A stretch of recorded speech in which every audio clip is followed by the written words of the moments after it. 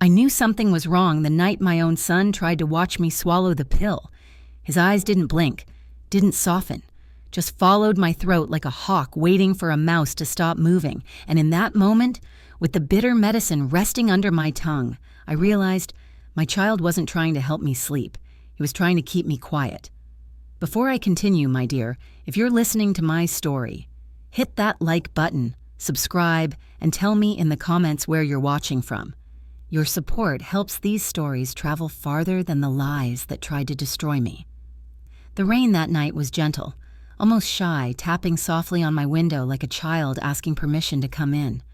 I sat on the edge of my bed, the old floral quilt pulled over my legs, watching the faint shimmer of streetlights dance on the wet pavement outside. The house smelled faintly of eucalyptus. Daniel had placed a diffuser in my room to help me breathe better, he said. But lately, everything smelled a little too strong, a little too unfamiliar. I rubbed my palms together, feeling the dry crackle of skin that had seen 71 winters. Some nights, my hands trembled so much I could hardly hold my own teacup. I told myself it was part of growing old, part of grief, part of missing my late husband, Samuel. But the truth is, I had never felt this weak in my life. Daniel appeared in the doorway then, backlit by the hallway lamp. His tall, lean frame cast a long shadow across the floor. He was wearing the navy blue shirt I ironed for him every Sunday, and his dark hair was neatly combed back, as always. But something about his face, the tightness around his mouth, the absence of warmth in his eyes, it unsettled me. "Mom," he said softly, stepping inside, "it's time." His hand was closed around a small, white pill, the exact one he'd been giving me every night for the past 4 months. A pill that made my limbs heavy, my thoughts slow, my memories slippery like soap in water. He claimed they were prescribed after my fainting spells. He claimed they protected me. But recently, I started waking up with bruises I didn't remember getting. Strange scratches. A door left open I know I closed. Money missing from my purse. And mornings where my mind felt like it had been dipped in fog. "Go on," Daniel said, with a gentle smile that didn't touch his eyes. "Open up." I obeyed. I was his mother, after all. Trust was supposed to be a reflex. But something inside me clenched, a tight, cold knot of instinct that whispered, "Don't swallow it. Not tonight." So I didn't. I placed the pill under my tongue and closed my mouth. Daniel watched me closely. Too closely. "Good," he murmured, brushing my shoulder. "You'll feel better soon. I promise." He lingered another second, long enough to make sure I wasn't faking, then turned and left the room, shutting the door with a quiet, decisive click. As soon as his footsteps faded down the hallway, I spit the pill into my hand. It glistened under the lamplight like a tiny pearl of poison. My heart thumped wildly. Why was I afraid of my own son? But the story doesn't begin there. No, it begins months earlier. When Daniel first moved back into this house, wearing a tired smile and carrying boxes that held more secrets than belongings. Back then, I welcomed him with open arms. The summer Daniel returned, the sun hung low and heavy over the neighborhood, bathing the streets in golden light. I remember standing on the porch in my faded lavender dress, the one with the tiny embroidered flowers, watching his car roll into the driveway. The tires crunched over the gravel Samuel laid years ago, each sound stirring memories of my husband's warm laughter. Daniel stepped out, his eyes shining the way they did when he was a boy chasing dragonflies. "Hey, Mom," he said, pulling me into a hug. I clutched him tighter than I meant to. He felt thinner than before, bonier, like life had scraped too many pieces off him. "You're home," I whispered. "For a while," he answered. That while stretched longer than either of us expected. He told me his engagement had ended. His job hours got cut. Life had gotten heavy, and me, I was just happy to fill the empty rooms with another heartbeat again. After Samuel passed, the house felt too big, too quiet. A widow's silence is a different kind of loneliness. It presses on the bones, settles in the chest, and echoes in every untouched corner. So when Daniel offered to help around the house, cook dinner, drive me to appointments, I didn't question anything, not at first. He was my boy, my only child, the center of everything I had sacrificed for. I didn't notice the shift immediately. The soft suggestions became firm instructions. The concern turned into monitoring, and eventually the gentle reminders to take my nightly pill became insistence. "You're forgetting things, Mom," he'd say. "You fainted last week. Remember? You need these." But I didn't remember fainting. I didn't remember forgetting. And sometimes, I wondered if the memory loss came after the pills. Still, I trusted him. Mothers trust their sons even when they shouldn't. One evening, as the sun dipped low behind the juniper trees, Daniel brought home a woman.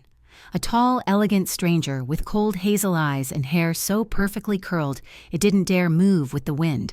She wore a maroon dress that wrapped tightly around her waist in heels that clicked rhythmically like a ticking clock. "Mom," Daniel said, "this is Rose." She extended her hand but didn't lean in for a kiss on the cheek as most women her age did. "A pleasure," she said flatly. Her perfume smelled sharp, like citrus mixed with something metallic. I smiled warmly. "Welcome, dear." But Rose's eyes scanned the room like she was appraising furniture or judging dust levels. I've never met someone who could make a living room feel smaller simply by standing in it. We sat together for dinner, my homemade chicken stew simmering gently in the pot. "You live alone here?" Rose asked, tapping her spoon lightly against her bowl. "For the most part," I said. "Daniel stays with me for now." She looked at him then, her brow sharpening, her lips tightening in a way I couldn't read. "For now," she repeated. Something about the way she said it made my stomach twist. Throughout the night, Rose kept glancing at me, not with curiosity or warmth, but calculation. I'd seen those eyes before, in people deciding whether something should be kept, sold, or thrown away. I brushed the feeling aside. Old women have silly instincts sometimes, I told myself, but instincts are only silly when they're wrong, and mine, I would soon learn, had been whispering the truth all along. The first time I felt faint was after Rose's third visit. The first time I forgot a full afternoon was after she dropped off a bottle of supplements for Daniel to give me. And the first time I woke up on the sofa instead of my bed, with a blanket tucked around me I didn't remember. Daniel said, "Mom, you're getting worse. Thank God I'm here." He said it kindly. So kindly that I swallowed guilt instead of suspicion. I didn't know then that kindness was the first tool a manipulator uses. 3 months later, the house felt heavier. My body felt weaker. My mind felt borrowed. And Daniel insisted on the pills every night. Until the night I pretended to swallow. Until the night I followed him. Until the night I stood silently at the end of the hallway, hidden in the shadows, watching him open the back door and whisper, "She won't suspect a thing." The voice that answered wasn't his. It was Rose. And that was when my world began to fracture. Not loudly, not dramatically, but softly, like a crack spreading through old porcelain.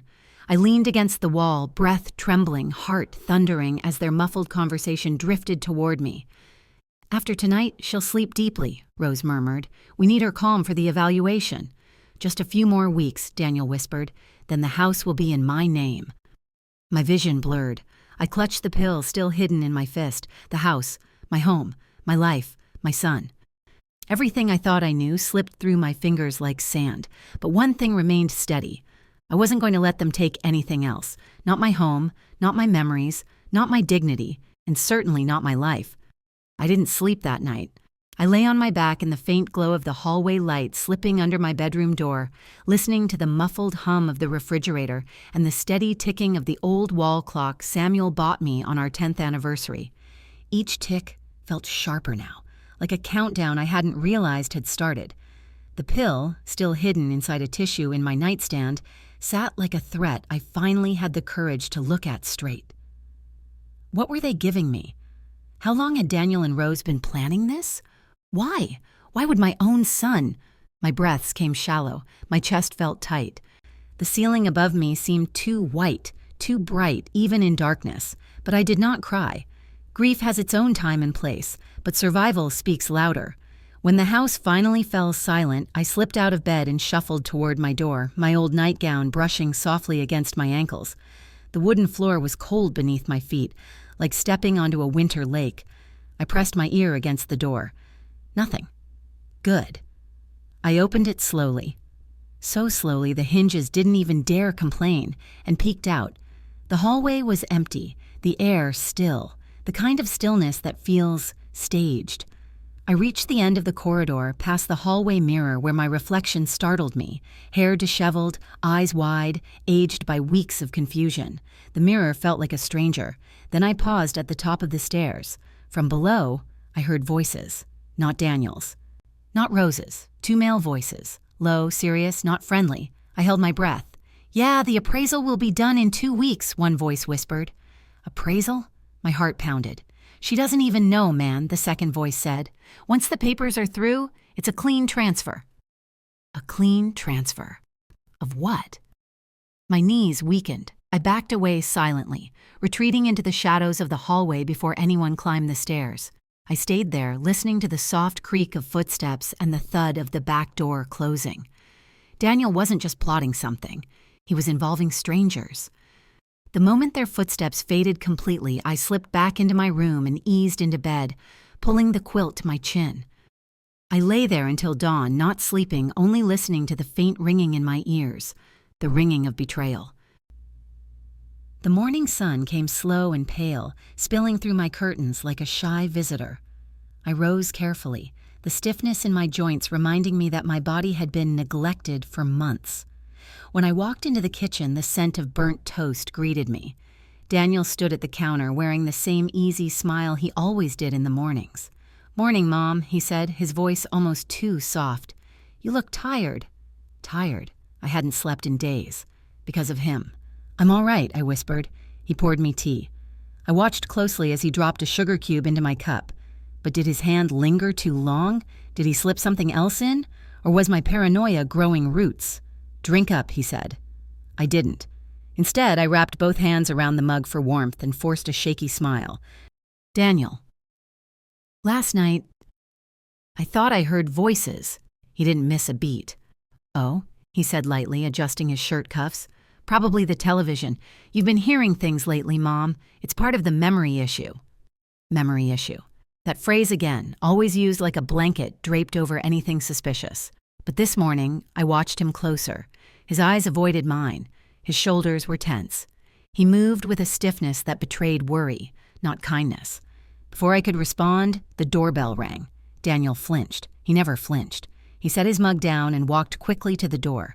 From the kitchen, I peeked around the wall just enough to see him open it. A woman stood there. Not Rose, a different one. Short red hair, sharp eyes, a clipboard in her hand. "Here for the evaluation," she said loudly enough that I heard every word. Daniel stepped outside and shut the door behind him.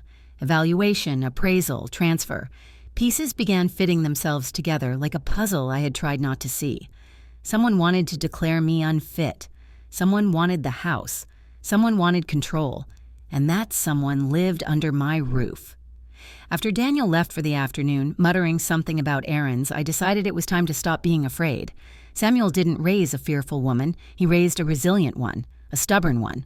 A woman who once worked 2 jobs, raised a son alone, and survived grief that nearly crushed her. I stared at the pill still wrapped in tissue. Time to investigate. I took out my old sewing tin from inside my closet. Under the spools of thread and needles, I found a tiny glass vial Samuel once used for his heart medicine. I slipped the pill inside, tightened the cap, and tucked the vial deep into the pocket of my dress. Whatever this was, a doctor could test it. My next goal, find my old medical documents, see if any doctor had actually prescribed these pills. I shuffled toward the living room cabinet, where I kept every file, every bill, every health record since the 1980s. The cabinet smelled of old paper and lavender, the scent of a life carefully kept together. As I dug through folders, my hands shook from a mix of weakness and determination. But then, a sheet of paper slipped out from between 2 folders. Not old, not yellowed, crisp, new. My heart skipped. It was a letter from a law office addressed to Daniel, about me. My breath hitched. "Regarding the guardianship application for your mother," guardianship. The word sliced through my chest. He wanted legal control of me, my decisions, my health, my money, my home. Then I saw the next line. "Based on your claims of her deteriorating mental state," my hands began to tremble so violently I had to set the paper down.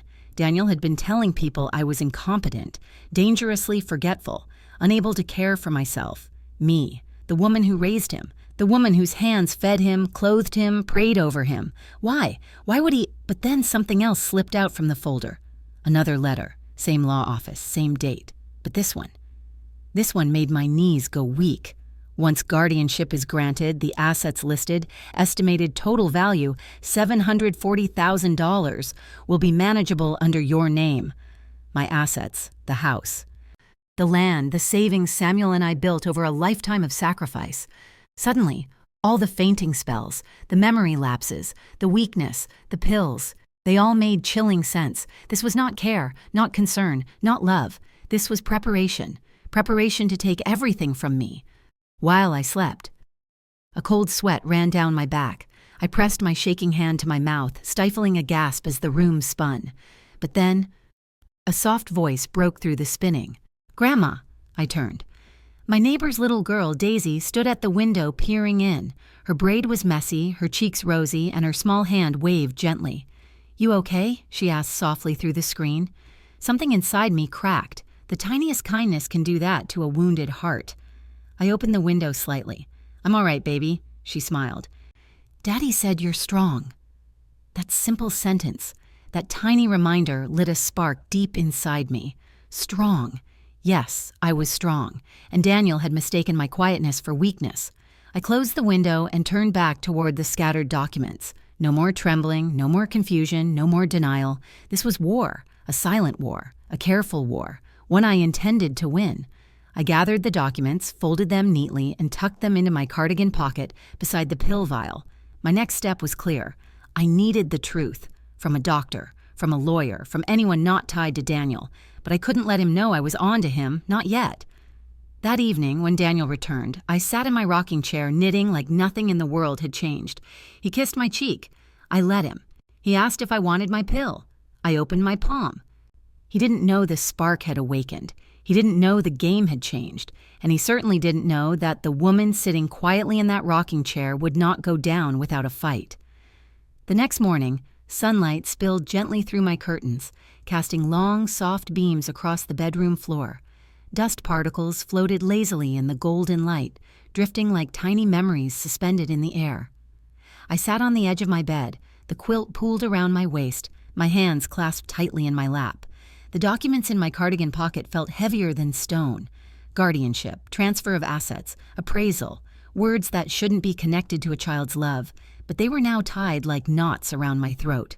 My heart fluttered like a trapped bird, but beneath the fear, something steadier had begun to grow, a quiet determination. A voice inside me whispering, "You're still here, you're still standing, and this is still your life." I rose slowly, smoothing my nightgown, and caught a glimpse of myself in the tall mirror near the dresser. The woman staring back at me looked older than I remembered. Eyes shadowed, hair slightly grayer, posture faintly stooped. But she also looked awake. Awake in a way she hadn't been in months. I placed a hand on the mirror's frame. "I see you, Mama Joe," I whispered to myself, "and I won't let them bury you before your time." Downstairs, the house was quiet. Too quiet. Daniel wasn't in the kitchen, nor was the faint hum of morning news playing on the little TV perched on the counter. Only the steady tick, tick, tick of the wall clock filled the silence. I poured myself a cup of tea, real tea, untainted, and sat at the kitchen table, the steam rising in soft curls. My hands trembled when I lifted the mug, but not from weakness this time, from what I knew now. Daniel returned mid-morning, stepping inside with the careful, composed calm of someone who'd rehearsed being gentle. His shirt sleeves were neatly rolled, his hair carefully brushed, but his eyes were anxious, darting briefly toward me before settling into a calm facade. "Morning, Mom," he said with a smile too polished to be real. "How did you sleep?" "I managed," I said softly. He pulled a chair out opposite me and sat down, folding his hands over the table. A gesture meant to signal warmth, trustworthiness, safety.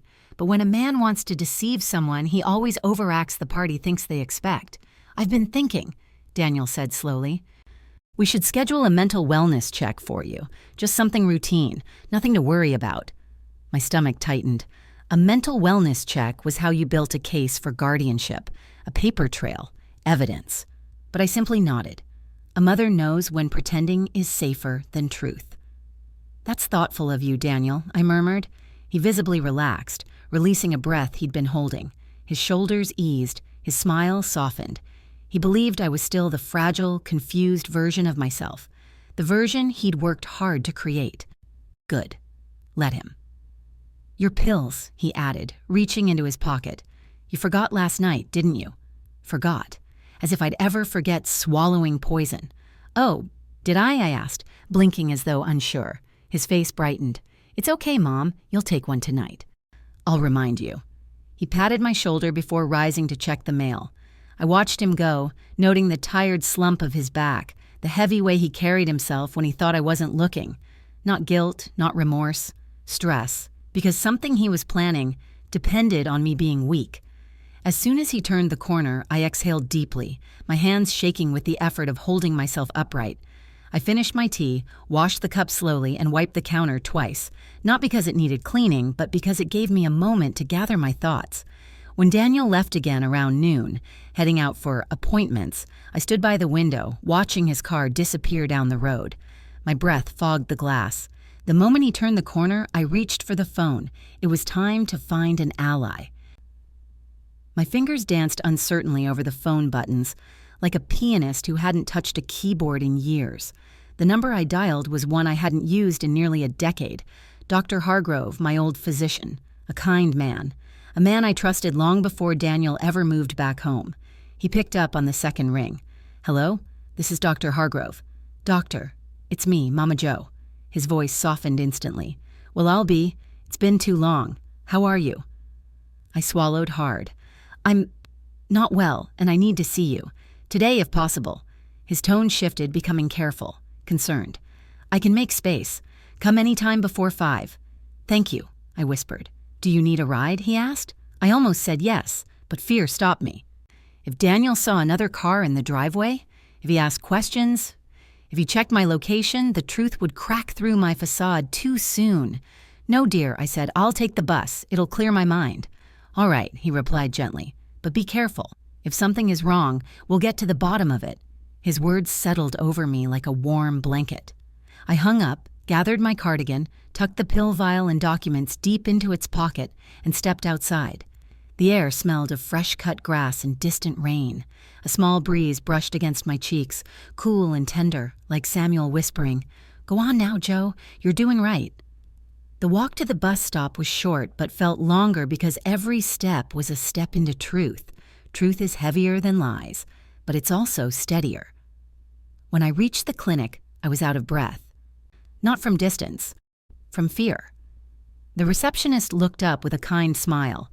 Mama Jo, doctor said to bring you in right away. I followed her down the polished hallway, my shoes squeaking faintly against the linoleum. The familiar walls, lined with old paintings of bluebonnets and Texas skies, felt like old friends welcoming me back. When I entered Dr. Hargrove's office, he rose at once and met me halfway. You look pale, he said softly. Sit down. The chair cushion beneath me felt too soft for the weight in my chest. I handed him the pill vial first. He held it up, turning it under the light. Daniel gave you this? He asked. Yes. And he said it was prescribed? Yes. He frowned. I never prescribed anything like this for you, Joe. My breath caught.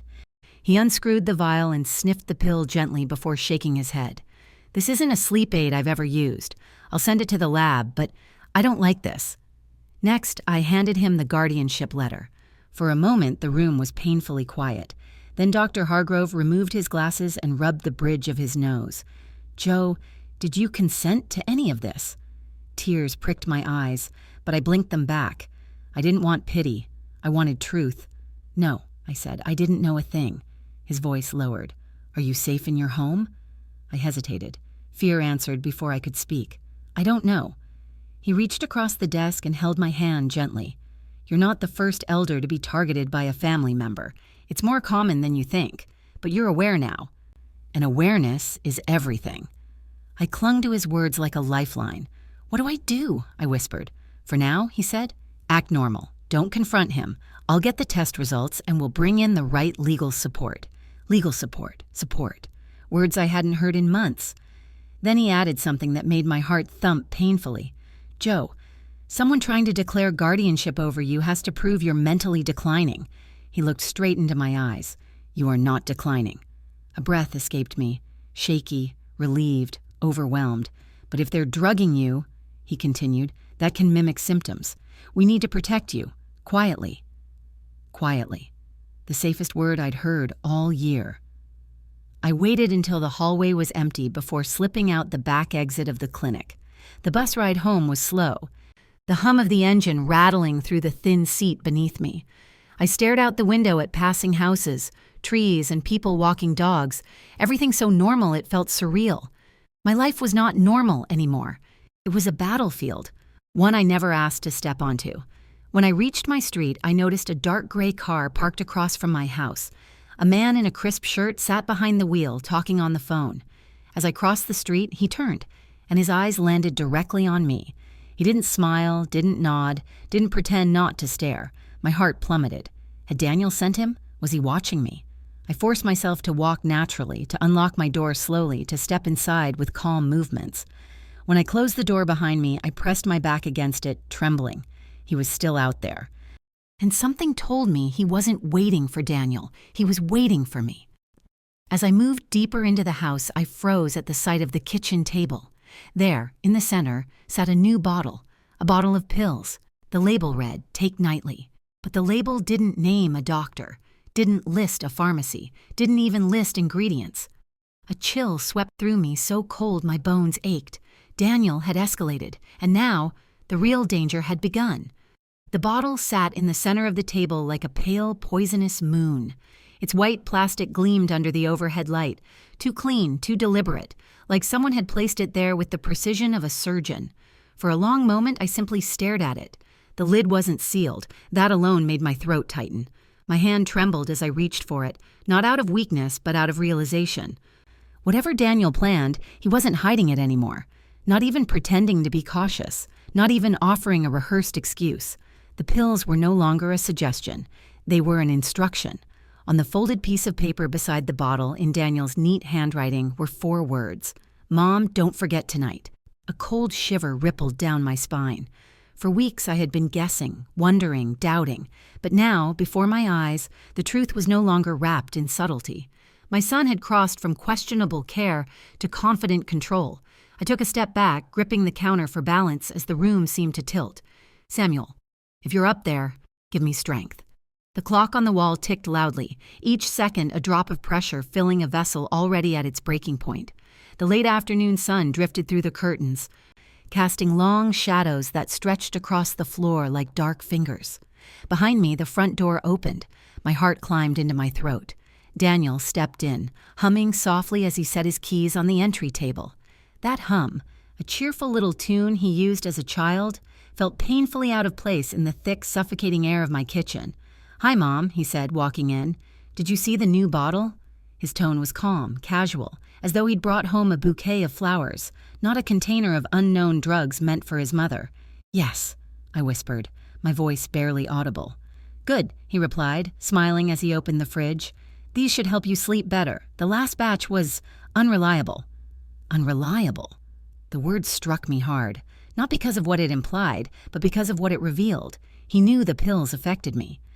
He knew they made me disoriented. He knew they made my memory slip like loose threads, and still, he called them unreliable. He poured himself a glass of lemonade, swirling the ice with absent-minded grace. "I talked to someone today," he said casually, "a specialist who helps with transitions." Transitions? I felt my pulse quicken. "Oh," I managed.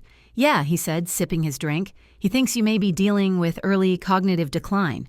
Nothing dramatic, just early signs. Early signs. It was all happening so fast, yet Daniel acted as though he were discussing a routine oil change. Not my future, I swallowed hard. "But I'm fine. I feel fine." He chuckled, light and dismissive. "Mom, you didn't even remember breakfast last week, but I did. I remembered every detail now that the fog had lifted." He lifted the new bottle of pills and twirled it between his fingers. "Tonight, take one earlier than usual," he said.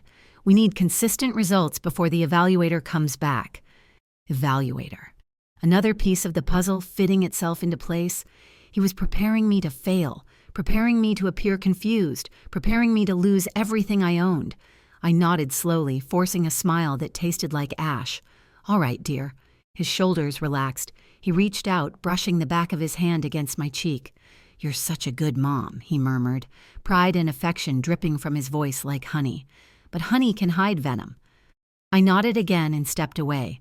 My heart felt like a bruised fruit inside my chest, tender and aching with a pain that had no name. He had no idea I'd gone to Dr. Hargrove. He had no idea the pills were being tested. He had no idea his mother had finally awakened, and I intended to keep it that way. That night, I sat in my room with the lamp turned low, the pill placed on my palm like a stone. The house was silent apart from the soft hum of the air conditioner and the faint creak of wood settling. Somewhere outside, a dog barked once, then fell quiet. I listened for Daniel's footsteps, listened for proof of his movements, listened for the rhythm of his plans. At exactly 8:15 p.m., he knocked once on my door. "You take it yet, Mom?" I opened the door just a crack, enough for him to see my silhouette. "I was about to." "Good," he said. "I'll set up the nightlight in case you need the bathroom." That nightlight, the bright little lamp that always flickered, placed there, he claimed, to keep me safe. But I now knew better. Light illuminates movement, letting him see if I wandered, if I was too alert, if I was awake when I shouldn't be. He was tracking my behavior. When his footsteps faded, I lifted the pill to my mouth and pretended to place it on my tongue. I tilted my head back, swallowed air, and breathed out slowly. Then, when I heard him walk away, I flicked the pill into my cardigan pocket beside the others. 3. I had 3 pills now. Enough for testing. Enough for evidence.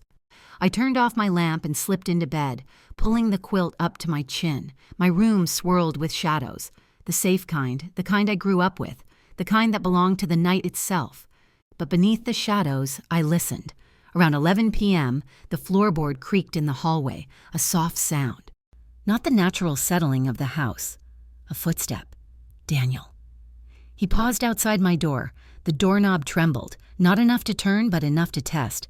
Then I heard him whisper on the phone, "Yeah, she took it. Should be out in 20. I'll check again." My breath froze in my lungs. Check again on what? On me? On my state? On whether I was compliant enough for whatever he planned next? My body stiffened, but I didn't move. Not yet. After a moment, Daniel walked away.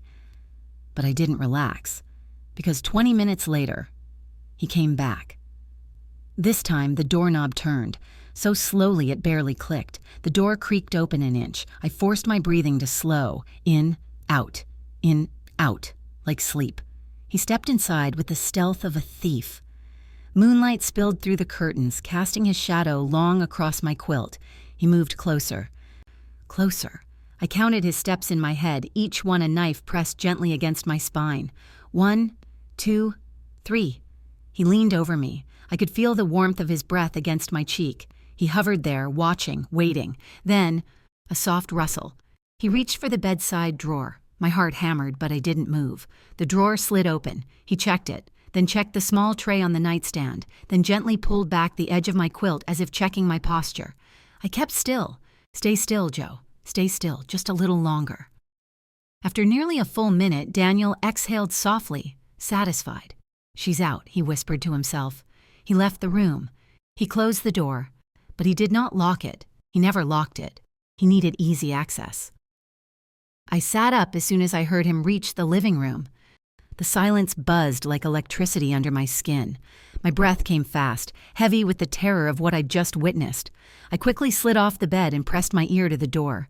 A faint voice drifted through the house. Daniel, whispering urgently, "Making progress. Yeah, just keep the appointment. She won't remember anything tomorrow." My throat tightened. I took one step back, then another. Then the doorbell rang. Daniel froze. I froze. At 11:40 p.m., no one rang the doorbell. Not in this quiet neighborhood, not with the porch light off. I heard Daniel walk to the door, open it just an inch. A voice, low, unfamiliar, slipped through the crack. "She awake?" Daniel whispered back. "No, she's out." Everything inside me turned to ice. The man from the gray car. He wasn't watching the house. He was waiting for this moment. I pressed my back against the wall, trembling from head to toe. This was no longer suspicion, no longer paranoia, no longer fear. This was proof. Danger was inside my home, at my door, and I was the target. I clutched the pill vial and documents in my cardigan pocket. Tomorrow, I would not stay here. Tomorrow, I would get help. Tomorrow, Daniel would learn his mother was not a victim. But tonight I needed to survive. I didn't move. I didn't breathe. I didn't even blink. I stood pressed against my bedroom wall, my heart thundering so loudly I swore the men downstairs could hear it. My fingers curled into the fabric of my cardigan, clinging to the edges like a child clutching a safety blanket in the dark. But I wasn't a child. I was a hunted woman in her own home. Downstairs, the murmur of voices drifted upward, Daniel's hushed urgency mixing with the deeper, more impatient tone of the man from the gray car. "Did she take it or not?" the stranger asked. "I said she did," Daniel snapped back softly. "Just keep your voice down." Footsteps shuffled. A chair scraped. I could picture the scene. Daniel wringing his hands, the stranger pacing with agitation, maybe glancing toward the hallway every few seconds. They thought I was unconscious. They thought I was helpless. They thought I was theirs to manage and move like furniture. A tremor ran through me, not fear this time, but anger, quiet, simmering anger, the kind that forms after you've been pushed 1 inch too far. But anger wasn't enough. I needed a plan. I crept silently toward the window, my bare feet brushing against the soft carpet. I pulled the curtain back 2 fingers wide and peered out into the darkness. The gray car was still parked across the street, engine running, headlights off, waiting for me. The porch light flickered faintly as the wind brushed through the trees, casting long shadows across the lawn. Every small movement made my breath shorten. I needed help, real help. But I couldn't call from inside. Daniel would hear. He'd check my phone.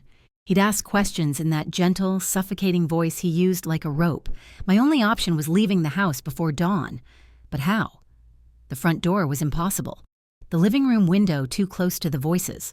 The back door creaked too loudly. Then I remembered something. The laundry room window.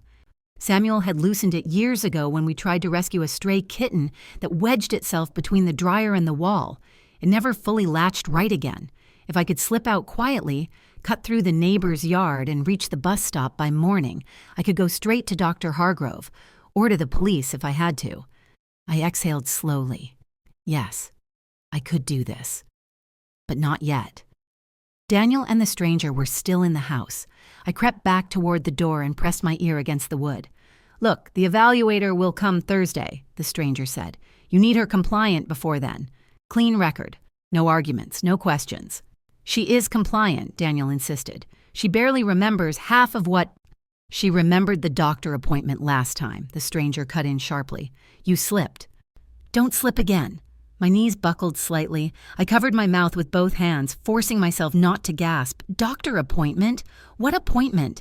Had they taken me somewhere I didn't remember? Daniel's voice dipped lower, the tension in it tightening like a wire. "I told you, I've handled it. I know what I'm doing. She trusts me." A coldness washed over me. No, I didn't trust him anymore. But he didn't need my trust, only my compliance. The stranger's tone softened, not kindly, but strategically. "You're close, Daniel. A few more days and everything you want will be lined up. Just keep her quiet. Keep her calm. Keep her manageable." Manageable. That word pierced me like a blade. To them, I wasn't a mother, not even a person. I was an obstacle, a contract waiting to be signed, a signature waiting to be coaxed, a life waiting to be rearranged. I squeezed my eyes shut, forcing the rising panic down like swallowing a wave. I needed to stay clear-headed. If I panicked, I'd freeze. If I froze, I'd stay. If I stayed, I might not survive the week. I backed away from the door and sank slowly onto the edge of my bed, letting the quilt cradle my trembling legs. "Just a little longer, Joe," I told myself. "Stay quiet. Stay smart." Downstairs, the men moved toward the door. "I'll check on her again later," Daniel murmured. "No, wait by the phone. I'll call," the stranger replied. "If she wakes up or wanders, it'll mess everything up." Wanders. The way he said it, like I was a confused toddler who might toddle into the street without supervision. Footsteps moved toward the front entrance. The door opened, closed. The stranger left. Daniel stayed. I heard him lock the door, then pace softly as though unsettled. Maybe he was nervous. Maybe he knew what he was doing was wrong. Maybe he hated himself for it. But the thought didn't comfort me. Even if he regretted it, he was still doing it. After a few minutes, he walked to his room. The soft thud of his door told me he had settled in for the night. I waited. 5 minutes, 10, 15. Silence. The house finally rested. That was when I moved. My bedroom door creaked softly as I opened it, just enough for a sliver of air to glide through. The hallway was cast in a faint bluish glow from a distant nightlight. Shadows stretched long and thin across the floorboards. I stepped onto the wood carefully, placing my weight on the edges of my feet to avoid making sound. Each breath felt enormous in the stillness. Down the hall, Daniel's door was cracked open an inch. He liked airflow when he slept. I didn't dare look inside. I padded toward the laundry room, my pulse throbbing in my ears. The house felt unfamiliar, like the walls themselves were holding secrets. The scent of lavender detergent mixed with something sharper, something metallic. I wasn't sure if it came from the machinery or my own fear. I reached the laundry room and shut the door softly behind me, leaning against it for one precious moment of relief. The room was small, cramped, and warm. The dryer hummed quietly. Daniel must have done laundry earlier. A low, rhythmic vibration traveled through the floor, steady and grounding. I approached the window. It was old, paint-chipped. The frame tilted just slightly. Perfect. I pressed my fingers against the bottom edge and pushed. It didn't budge. My breath caught. I pushed harder, still nothing. Had Daniel locked it? Had he sealed it? Panic scrabbled up my throat, but then I remembered. Samuel always used a specific technique. I slid my fingers under the right side of the frame, pushed upward while tilting left. The window groaned, hesitated, then lifted. Air rushed in, cool, smelling of wet earth and night-blooming flowers. The outside world felt like freedom. I pulled the window higher until it created a gap wide enough for my frail body. My joints protested, my muscles trembling from the strain, but I didn't stop. I placed one knee on the old dryer, bracing myself against the wall. Then I maneuvered through the window slowly, my dress snagging on a nail before tearing free with a soft rip. When my feet touched the damp grass outside, I closed my eyes briefly. I had escaped, but I wasn't safe. Not yet. I crouched low and hurried across the backyard, keeping close to the fence. The night felt colder than usual, or maybe it was just the adrenaline carving through me. The moonlight cast a pale glow over the neighbor's yard. Daisy's small swing set creaked faintly in the breeze. The sound gave me courage. Children's toys always remind you that the world still has innocence somewhere. I crept across the yard and cut between two houses, emerging onto the quiet side street that led toward the bus stop. Then I froze. The gray car was gone. My heart stopped. Where was the man? Had he left for good? Or was he circling the block? Or worse, had he noticed the open window? I couldn't risk waiting. With trembling legs, I hurried down the street, one slow step at a time, gripping my cardigan tightly around me. The night air brushed against my cheeks, carrying the faint scent of rain and distant pine trees. Every sound made me jump. A dog barking, a car door slamming far away, the rustle of wind through leaves. I felt like prey, but prey with purpose. Finally, the bus stop appeared. The metal bench gleamed under the street lamp. The shelter's glass walls reflected my small, hunched shape, an elderly woman walking like she carried the weight of a mountain. I sat down carefully, tugging my dress over my knees. My hands trembled, but my resolve did not. Tomorrow I would see Dr. Hargrove. Tomorrow I would show him the documents. Tomorrow I would tell him everything. Daniel had underestimated the wrong woman. The early morning bus arrived at 5:12 a.m., its headlights cutting through the quiet darkness like two bright eyes watching me. I stood, clutching my cardigan, and stepped inside.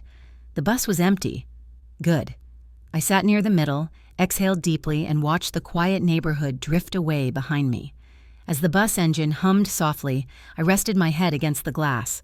My eyelids grew heavy, not from drugs, but exhaustion. For the first time in months, my mind felt clear. My fear had not vanished, but it had transformed. It had become fuel. Tomorrow, Daniel would learn the truth. His mother was awake now, awake and fighting. The bus whispered to a stop in front of the clinic just as the first glow of dawn stretched across the sky. Pale light brushed the tops of buildings, turning the world soft and silvery. As if morning itself was holding its breath for me, I stepped down slowly, gripping the metal railing for balance. My knees ached, but not enough to slow me. The cool breeze pressed against my cheeks, waking me with every step I took toward the glass doors of the clinic. Inside, the waiting room smelled faintly of disinfectant and warm paper. A coffee machine hummed quietly near the corner. A young woman with warm brown eyes sat behind the reception desk. Her hair was tied back in a neat bun, and her fingers danced gracefully over the keyboard. When she looked up and saw me, she smiled. Genuine, gentle. "Mama Joe, Dr. Hargrove is expecting you." Her voice felt like a soft blanket draped over my shoulders. I nodded, managed a small smile, and followed her down the hallway. The clinic felt safe, safer than home, safer than anywhere else I'd been in months. When she opened the door to Dr. Hargrove's office, I found him sitting behind his desk, glasses perched low on his nose as he read a chart. He looked up immediately, concern softening his expression. "Joe," he said warmly, rising to greet me, "you look exhausted. Come sit." I lowered myself into the cushioned chair across from him, gripping my cardigan closed. "Did you get home safely yesterday?" he asked gently. "Yes," I whispered, though safely wasn't entirely true. He took off his glasses, folded them, and leaned forward. I got the preliminary results from the pill. My breath caught. He didn't make me wait. "It's not a sleep aid," he said. "It's not even anything I would prescribe to a patient your age." The room tilted slightly, but I forced myself still. "What is it?" I asked. "A sedative," he answered, voice heavy. "A strong one. Something that could cause confusion, drowsiness, memory lapses. If taken nightly, it could mimic early dementia symptoms." I felt the air drain from my lungs. So it was true. My suspicions weren't unfounded. My fear wasn't fantasy. Daniel had been dosing me. Intentionally. The doctor continued. "I've sent it for full lab analysis, but Joe, this isn't something someone should give without medical supervision." My throat tightened around a rising sob, but I fought it back. "What do I do now?" I whispered. He hesitated, not out of doubt, but careful guidance. "You need protection. Legal protection. Do you have someone you trust? Any relatives, a lawyer, a friend?" Samuel's face flashed in my mind. Gone now, but his memory still gave me strength. "I have one person," I said. "Our old family attorney, but I haven't spoken to him in years." "That's fine," Dr. Hargrove said. "If he was trustworthy, then he'll care now. Call him, or I can help you find someone if needed." "I'll call him," I whispered. The doctor rose and walked to the counter behind him. He filled a small paper bag with vitamins. Simple, harmless. Then handed it to me. "These are safe," he said. "Take them for energy, and from now on, don't take anything Daniel gives you unless it comes directly from me." I nodded, my fingers curling tight around the bag. Then he paused, looking at me more deeply. "Joe, do you want me to file a wellness alert? We can document this. Legally." I shook my head sharply. "No, not yet. If Daniel finds out, he'll know I'm onto him." He studied me quietly, then nodded in understanding. "All right, then act normal. At least until we have everything ready. Act normal. Pretend nothing was wrong. Pretend trust still existed. Pretend fear didn't follow me like a shadow." I exhaled slowly. "I can do that." "Good," he said softly. "But if you ever feel unsafe, you come here. Anytime, day or night." For the first time in weeks, I felt a small swell of hope bloom in my chest. Fragile, but real. "Thank you," I whispered. "Be careful, Joe," he replied. When I stepped outside the clinic, the world felt brighter somehow. The morning sun had risen higher, warming the pavement, drying the dew. A sparrow hopped along the sidewalk, chirping loudly as if cheering me on. I found a bench near the bus stop and sat, letting the sunlight soak into my skin. My hands warmed, my shoulders relaxed slightly, and for a brief second, I let myself breathe. A bus pulled up, then froze. A gray car crawled into view, moving slowly, almost too slowly, as it passed the clinic driveway. The same car, the stranger's car. My breath stopped. He wasn't looking for Daniel. He was following me. I turned my face toward the bus window, pretending to admire the passing trees, my pulse pounding. The car rolled behind the bus, parked, waited. The bus doors hissed closed, and I sank into the seat, heart racing. Was he following me? Was he watching the clinic? Was he checking whether I had left the house alone? I swallowed hard. "Stay calm, Joe. You knew this would come." As the bus pulled away, I glimpsed the stranger through the rear window, his silhouette unmoving, face obscured by shadows, watching. The ride home felt long and tense. Every turn of the bus felt like a battle between my courage and my fear. When we finally reached my stop, I stepped off and hurried down the street, glancing over my shoulder every few seconds. The gray car didn't appear. Not yet. But the absence didn't comfort me. Sometimes danger is louder when it's quiet. By the time I reached my house, my legs ached with fatigue. The front door loomed ahead, familiar yet foreboding. I paused on the porch, gripping the railing to steady myself. Just as I reached for the doorknob, the door swung open. Daniel stood there. His eyes widened in surprise, but not the pleasant kind. It was the startled look of someone whose plan had a crack shoved right through it. "Mom, where have you been?" he asked, voice tight. I forced a mild, airy smile. "I just took a little walk," I said softly. "The morning was beautiful." "A walk? Without telling me?" His tone sharpened. Not angry, concerned, but not real concern. The kind of concern someone uses to keep control. "I'm not a prisoner, Daniel," I whispered gently, letting my voice quiver just slightly, just enough to keep him placated. He exhaled, forcing his shoulders to relax. "I didn't mean it that way. I just got worried. Next time, wake me before you go." I nodded, stepping past him. "Of course." Inside, the house was tidy. Too tidy, as though he had nervously cleaned to fill the time. He watched me closely as I hung my cardigan on the hook near the staircase. "Did you take your pill last night?" he asked casually. I forced myself not to flinch. "I did," I lied softly. His eyes narrowed, not suspicious, but evaluating. Then he smiled. "Good, you slept deep." "Didn't you?" I returned the smile, my stomach churning. "Yes, sweetheart," I whispered, "just like a baby." He beamed. "Good. Let him believe it. He didn't ask more. He didn't suspect a thing, not yet. But the way he hovered, the way his eyes tracked me, told me the window was closing. I needed help. Now. Today. I retreated to my room, closing the door quietly behind me. My hands shook as I picked up the old rotary phone and dialed a number I hadn't touched in nearly 20 years. 3 rings, then a voice. Deep, calm, familiar. "Attorney Marshall speaking." My throat tightened with relief. "Marshall, it's Mama Joe." A pause. Then, "Joe?" A breath. "It's been years. What's wrong?" And I finally let my voice tremble. Just enough to show the truth. "I need your help," I whispered. "I think my son is trying to take everything from me." Silence. "Where are you?" he asked immediately. "At home." "Is he there with you?" "Yes." "Joe?" His voice lowered, firm and protective. "Listen very carefully. Don't confront him. Don't question him. And don't let him know you've spoken to me." My heartbeat steadied, knowing I had someone in my corner. "What do I do?" I whispered. He didn't hesitate. "You come to my office tomorrow morning, alone, and bring every document you have." I clutched the phone tighter. "I will." "And Joe," he added. "Yes? You're not crazy and you're not alone. We'll handle this." Tears pricked my eyes, not from fear but from the rare relief of hearing words I desperately needed. "Thank you," I whispered. As I hung up, a soft sound echoed from the hallway. A floorboard creaked. Daniel's shadow stretched across the crack under my door, listening, watching, waiting. The game was changing again, and now the stakes were life itself. Sleep didn't visit me that night, not for a blink, not for a breath.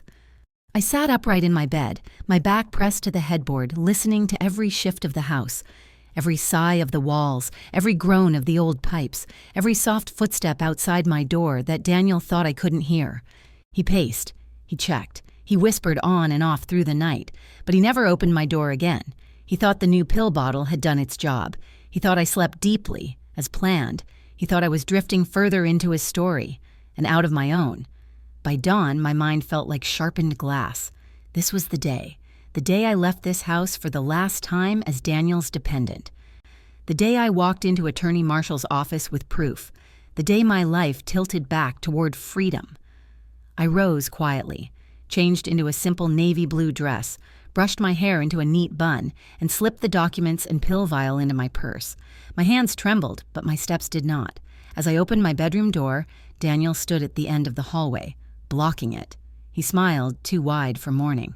"Mom," he said gently, "you're up early." My breath stopped, but only for a moment. I forced myself steady.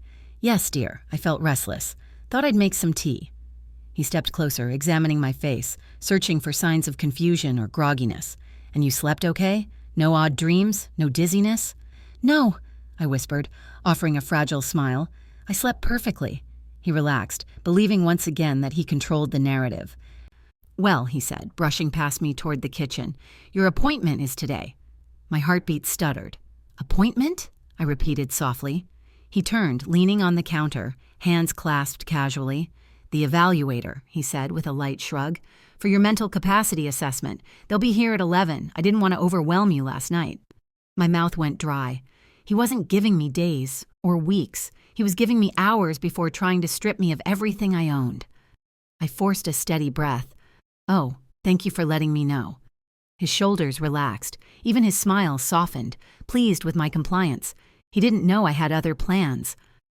I made my tea slowly while he took a phone call near the kitchen window. His voice remained too low for me to catch every word, but I heard enough. "Yeah, today. She'll pass. Trust me. After this, we can start." He paused when he noticed me watching. I stirred my tea. Just tea this time. No mysterious powder, no sedatives. He didn't question it. He didn't suspect a thing. At exactly 9:08 a.m., Daniel's phone rang again. He slipped outside to take it. The second he closed the door behind him, I moved. I grabbed my purse, tucked it beneath my cardigan, and headed toward the laundry room, the same escape route that saved me last time. My nerves crackled, but my feet did not stop. When I pushed up the window, morning air rushed in, fresh, cool, fragrant with cut grass. I climbed through, careful not to snag my dress, and landed silently on the soft earth outside. This time I didn't run. I walked calmly, steadily, like I was finally walking toward my true life. I reached the street, turned the corner, and headed toward the bus stop. With each step, the weight of the house behind me loosened its grip. The bus arrived at 9:32 a.m. When I sat down, sunlight warmed my shoulders, and for the first time in a long time, I felt something bright. Hope. Attorney Marshall's office sat on the 4th floor of an old brick building downtown. The lobby smelled faintly of lemon polish and old books. I stepped out of the elevator just as he emerged from his office, silver hair neatly combed, glasses perched on his nose. He froze when he saw me. "Joe," he breathed, "you look tired." "I am," I whispered, "but I'm here." He guided me into his office with surprising gentleness. The room was warm, lined with shelves of thick legal books, certificates, and old photos. A sense of safety wrapped around me like a shawl. I sat. Then he closed the door. "Tell me everything," he said. I emptied my purse onto his desk. Papers, letters, the guardianship packet, receipts, and finally the vial with 3 pills inside. He examined each piece carefully. His expression shifted from concern to shock, to anger. "Joe," he said slowly, "this is a coordinated attempt to take control of your estate." My fingers twisted together tightly. "Can he?" I whispered. Marshall leaned back, folding his hands across his chest. "Not anymore, and not with me involved." He picked up the guardianship draft. "He lied here," Marshall said, "and here, and here." He pointed to each claim, each fabricated symptom, each exaggerated episode, each falsified detail. My stomach clenched. "Can he be stopped?" I whispered. Marshall looked directly at me. "Yes, but with your permission, I'm filing emergency orders today." "Against Daniel?" "Against anyone attempting to claim authority over you without your consent." He pulled a form from his drawer and placed it on the desk. "This," he explained, "will revoke his ability to file anything related to your mental state or medical decisions, permanently. It will also protect your property." My throat tightened. "Marshall," I whispered, "I don't want to destroy his life." He softened. "You're not. You're saving your own." My eyes blurred with tears. Silent, grateful tears. I signed. My hand shook, but the signature was firm. "And now," Marshall said, gathering the papers, "we go one step further." "One step," he nodded. "We will freeze all access he has attempted to gain over your assets. Once the evaluator arrives at your home today, they will find you gone and the guardianship blocked." A small laugh escaped me, weak but real. "What will Daniel do?" I asked quietly. Marshall's gaze hardened, not cruelly but with justice. "He'll face the law if he continues, and Joe, he will not win this." I closed my eyes briefly, letting relief wash over me like warm water, but the moment was cut short when someone knocked sharply on the office door. Marshall frowned. "Expecting anyone?" I whispered. "No," he replied. He opened the door, and there stood the stranger from the gray car. My blood froze. He stepped inside uninvited, pulling off his sunglasses. His expression was calm, far too calm. "Mama Joe," he said with a thin smile, "we've been looking for you." Marshall stepped between us instantly. "And you are?" The stranger's eyes narrowed. "That's not your concern. Daniel is worried. She wandered off this morning." Wandered, as if I were livestock, as if I had no will. Marshall didn't flinch. "She didn't wander," he said firmly. "She came here of her own choice, and legally she is not under your supervision." The stranger stepped closer. "She needs to come with me." Marshall's voice sharpened like a blade. "If you take one more step toward her, I will have you removed from this building and reported for harassment." A long, suffocating silence. The stranger stiffened, jaw tight. "You don't know what you're doing," he said coldly. "No," Marshall replied. "I know exactly what I'm doing." The stranger backed toward the door, eyes dark. "This isn't over," he muttered. "Oh, it is," Marshall said. "Trust me, it is." The man left. Marshall locked the door behind him. I covered my mouth, shaking, but not with fear, with relief, with triumph, with the realization that for the first time in months, someone stood between me and the danger. "Joe," Marshall said gently, returning to my side. "You're safe, truly safe now." And for the first time in a long time, I believed him. Later that afternoon, after filing every protective order, after arranging transportation to a safe location, after handing Marshall every last piece of evidence, I looked out the window at the sunset. Soft pink clouds brushed the sky. A warm breeze carried the scent of jasmine. I felt alive, not old, not weak, not confused, alive. That evening, with police protection and legal documents in place, Daniel's guardianship case was dismissed before it even began. His evaluator arrived at the empty house. His lies collapsed. His plan crumbled, and the law came knocking on his door for explanations. I did not see him again. Not that day. Not for a long time, but I left that house with my dignity, my mind, my future, because even when the world thinks an old woman is fragile, she can still fight, she can still rise, she can still win. If you stayed until the end, drop a comment telling me how did this story make you feel, and what would you have done differently if you were in my position. Don't forget to like and subscribe so you never miss more powerful emotional stories just like this one. Your support helps these stories reach hearts all over the world.